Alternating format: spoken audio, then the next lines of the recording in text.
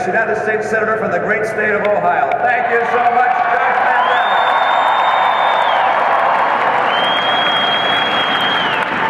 And I want to thank Lieutenant Governor Taylor for her help and support all over the state. She's been working together with us and just an extraordinary help. And I want to thank also the Mayor, Mayor Ruby, for being here, for helping support our effort. And it's good to have a member of the former teammate, at least, of the Cleveland Browns. It's good to have Gary Baxter here. Well, I can barely get it out. He should be on the playing field today. Go Browns today, right?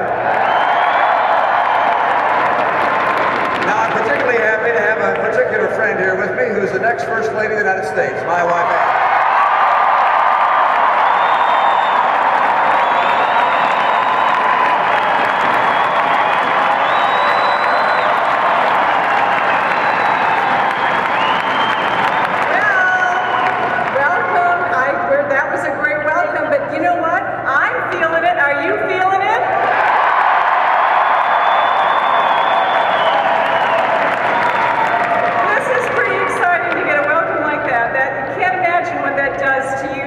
To get that reaction. But it's happening everywhere. It's not just here in Ohio.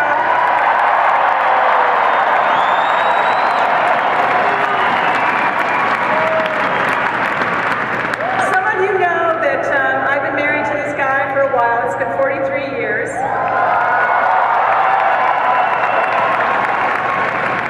It's been an incredible journey. And part of that journey has not always been a fairy tale. I will tell you, we've had some dark hours. As you know, I've had some dark hours in my life. But I can tell you one thing about this guy. He will always stand by my side.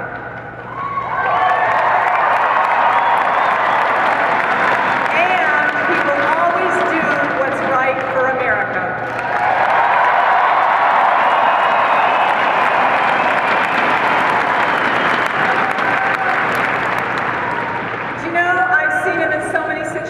As a husband, a father, a businessman, a governor, someone that turned around the Olympics. And I will say this, he does not fail.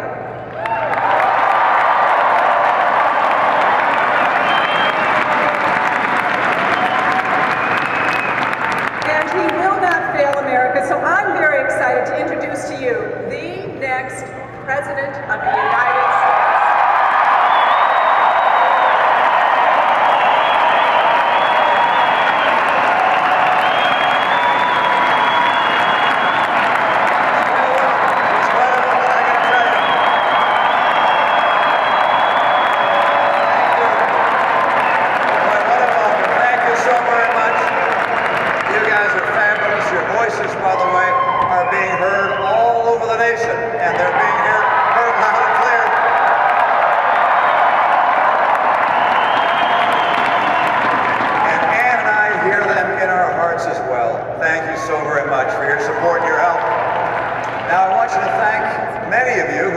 Have been doing the hard work of a campaign, making calls from our victory centers and putting up signs in your yard or perhaps in your neighbor's yard, and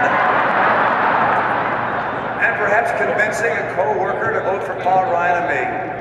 And now let's make sure that we get everyone to the polls either now or on Tuesday. We've got to win this for America.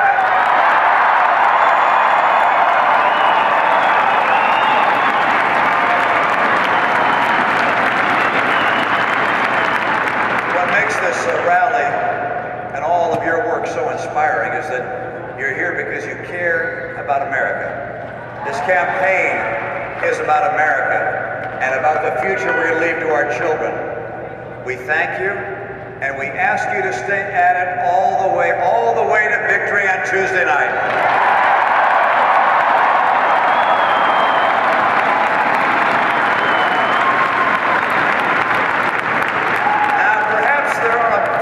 Of your family or perhaps some friends who haven't made up their mind yet as to who to vote for.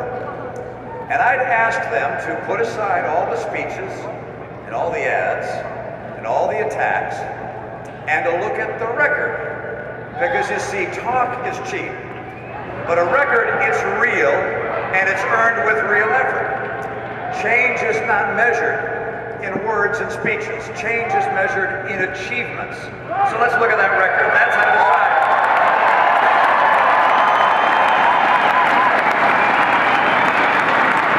Now let's see. 4 years ago, let's look at the promises the president made. He promised to do so very much, but frankly, he fell so very short. He promised to be a post-partisan president, but he's been most partisan. He's been divisive, blaming, attacking, dividing. And by the way, it's not only Republicans that he refused to listen to, he also refused to listen to independent voices.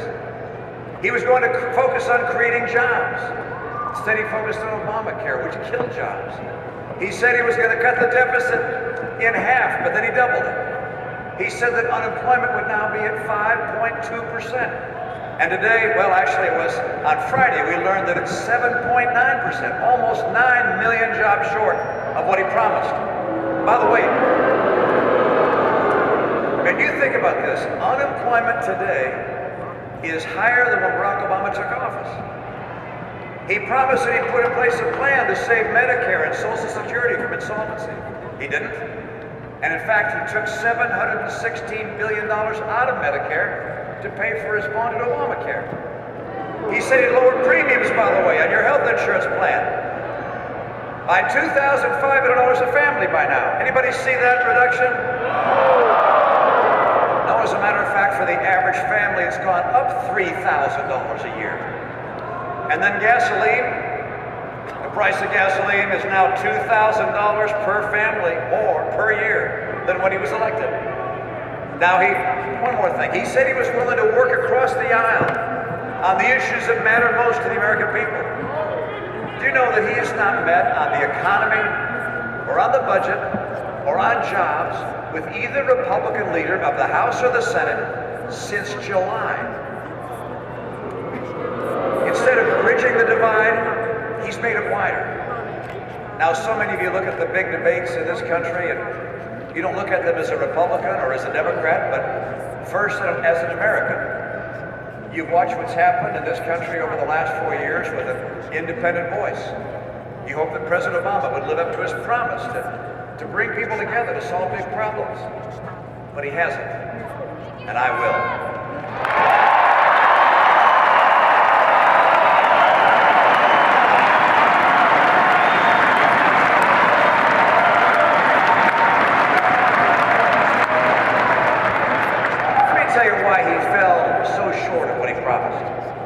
Because he cared more about a liberal agenda than he did about repairing the economy.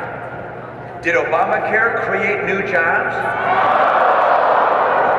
Did his war on coal and oil and gas create new jobs? Did his Dodd-Frank regulations make it easier for banks to make more loans? Does raising taxes put people to work? Did his avalanche of new regulations help small business? Well, you got it right. Almost every measure he took hurt the economy, and it hurt our fellow Americans. 23 million Americans are struggling to find a good job. 1 in 6 are poor in America today. And the middle class, even those that have a job, the middle class is being squeezed with lower take-home pay and higher costs for insurance and gasoline and for food and clothes. I spoke yesterday with a wife of a 60-year-old man in the prime of his life, of course.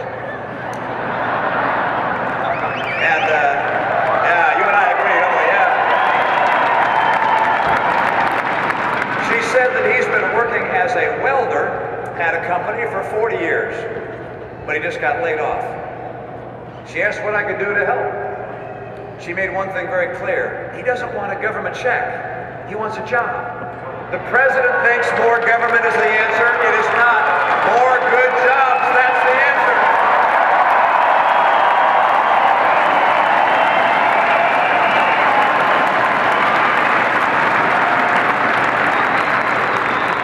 The question of this election comes down to this. Do you want 4 more years of the same, or do you want real change?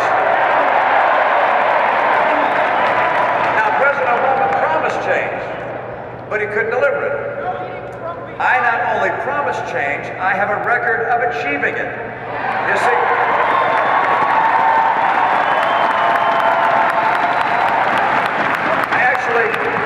I actually started and built a business, and I turned around another one.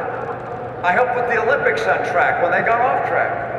And with the Democrat legislature, I helped turn my state from deficit to surplus, and from job losses to job growth, and from higher taxes to higher take-home pay. That's why I'm running for president. I know how to change the course the nation is on.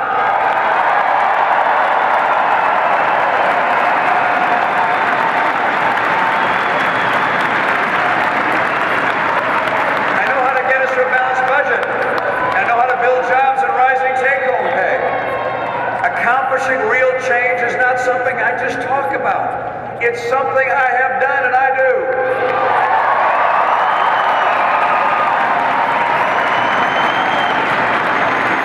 And it's something I'm going to do when I'm elected president of the United States with your help.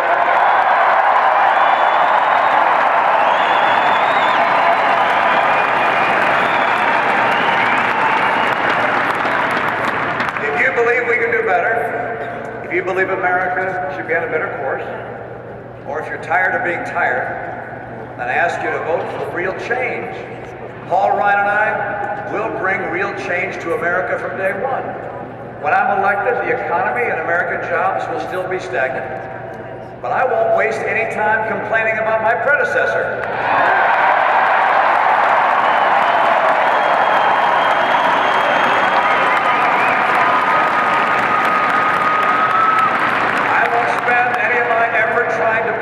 Partisan legislation that's unrelated to economic growth. From day one, I'm going to go to work to help Americans get back to work themselves. People across the country are responding to our 5-part plan to create jobs and rising take-home pay. Part 1 is take full advantage of our energy resources: coal, oil, gas, nuclear.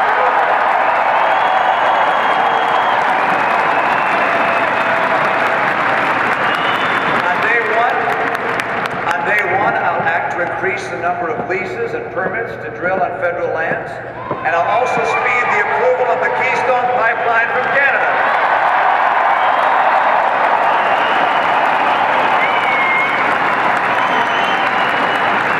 Number two, I'm going to move to boost trade, particularly with Latin America, because we can compete with anyone in the world and create more jobs for us. And by the way, I'm finally going to designate China as a currency manipulator. They've got to play by the rules.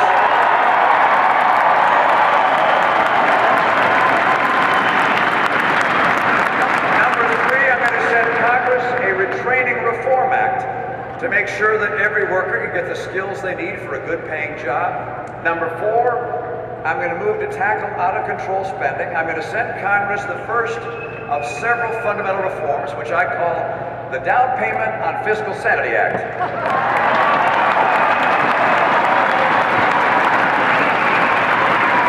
Just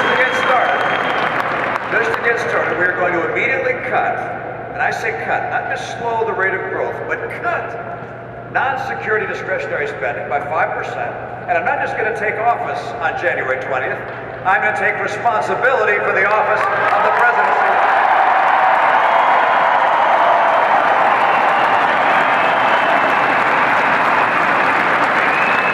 And number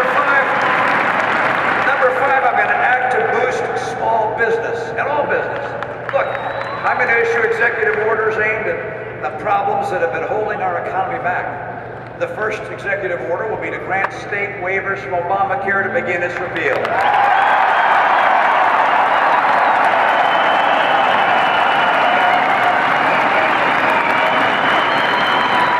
The second will launch a sweeping review of all the Obama-era regulations with an eye to eliminating or repairing any that are killing jobs. And for the first time in 4 years, every entrepreneur, every small business person, every job creator will know that the President and government of the United States likes them and loves the jobs they can create.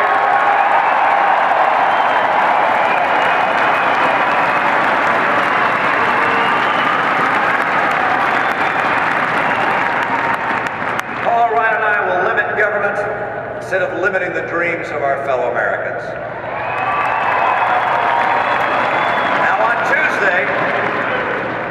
choice of the American people can lead to one of two very different destinations. If the president were to be reelected, he would...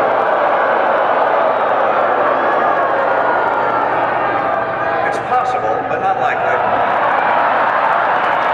If he were to be reelected, he will still be unable to work with people in Congress because he's ignored them, he's attacked them, he's blamed them, and then the debt ceiling, it's going to come up again, and shutdown will be considered, and default will be threatened, and that freezes the economy. It makes it harder to get jobs again.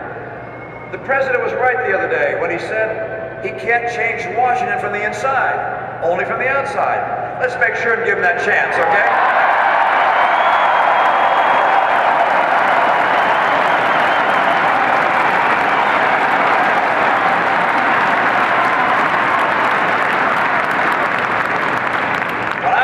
I'm going to work with Republicans and Democrats in Congress. I'm going to meet regularly with their leaders. I'm going to endeavor to find those good men and good women on both sides of the aisle that care more about the country than they do about politics.